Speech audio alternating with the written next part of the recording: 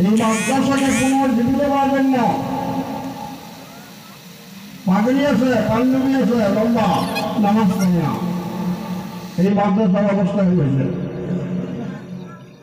এই মাদ্রাসার অবস্থা হয়েছে।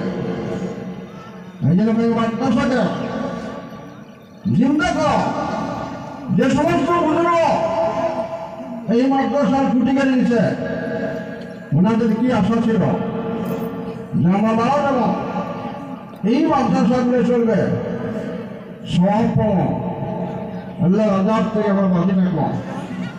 আমরা পাবলিক 1 টাকা 2 টাকা 100 200 করে ধান দেয়, কেন দেয়?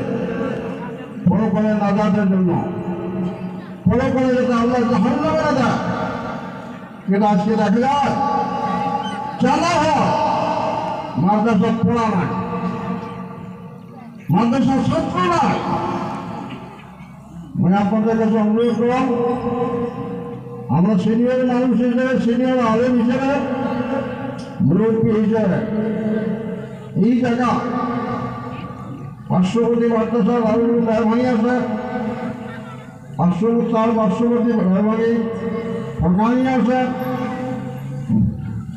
মাদ্রাসা পূর্ণরূপ দেওয়ার জন্য ছাত্র দেন এবং ওস্তাদ করে কেয়ার করে লক্ষ্য দেন যে ওস্তাদ খালি কালেকশন করবে না, পড়া পাবে, এটা লক্ষ্য দেওয়ার ব্যাপার। আমরা ছাত্র দেওয়ার জন্য রাজ দিয়েছি, ছাত্র যেন মাদ্রাসার পূর্ণ পর্যায়ে উন্নতি আমলগুলো হয়।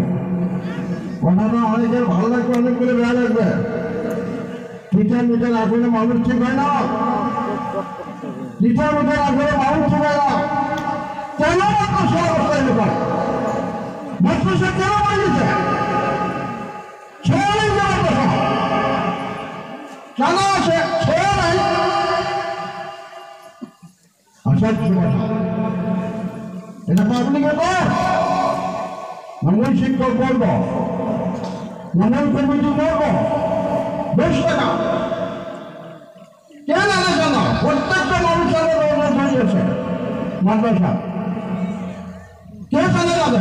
মেয়ে মানুষের জানা পর্দার আওয়াজ সেই জানা যায়। এই জন্য এই মাদ্রাসা যাতে